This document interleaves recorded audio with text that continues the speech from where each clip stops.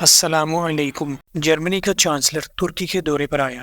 وزارت ثقافت و تعلیم ترکیہ نے اس کی بے مثال استقبال کا پروگرام بنایا۔ اپنی ثقافت، اپنی تہذیب دکھانے کے لیے اور اپنے آپ کو ایک ایڈوانس ملک ثابت کرنے کے لیے وہ بعض اسکولوں کی نوجوان بچیوں کو سڑکوں پر لے آئے۔ سڑکوں کے کنارے نوجوان بے پردہ لڑکیاں پھول لے کر کھڑی تھی۔ وہ جہاں سے گزرتا اس پر پھول نچھاور کیے جاتے۔ جرمن چانسلر نے جب لڑکیوں کے لباس کو دیکھا تو اسے بے حجابی کے سوا کچھ نظر نہ آیا۔ اس نے ذمہ داران حکومت ترکیہ سے خطاب کرتے ہوئے کہا، میں جب ترکی آ رہا تھا تو میرا خیال تھا میں ایک اسلامی کنٹری میں آ رہا ہوں، وہاں مجھے خواتین میں اسلامی پردہ اور اسلامی اقدار نظر آئیں گی، مگر یہاں تو مجھے بے پردگی ہی نظر آئی ہے۔ یورپ میں یہی چیز تو ہمیں لے ڈوبی ہے۔ گھرانے تباہ ہو چکے ہیں، رشتہ داریاں ختم ہو چکی ہیں، بچے اپنے والدین سے جدا ہو چکے ہیں، ہمارا فیملی سسٹم پورے کا پورا تباہ و برباد ہو چکا ہے۔ مسلمانوں، کیا تم بھی یعنی کہ تباہ و برباد ہو چکی ہو؟ تو ناظرین، یہ وہ الفاظ تھے جس کی وجہ سے وہاں کے سننے والے ایرانوں پریشان ہو گئے کہ ایک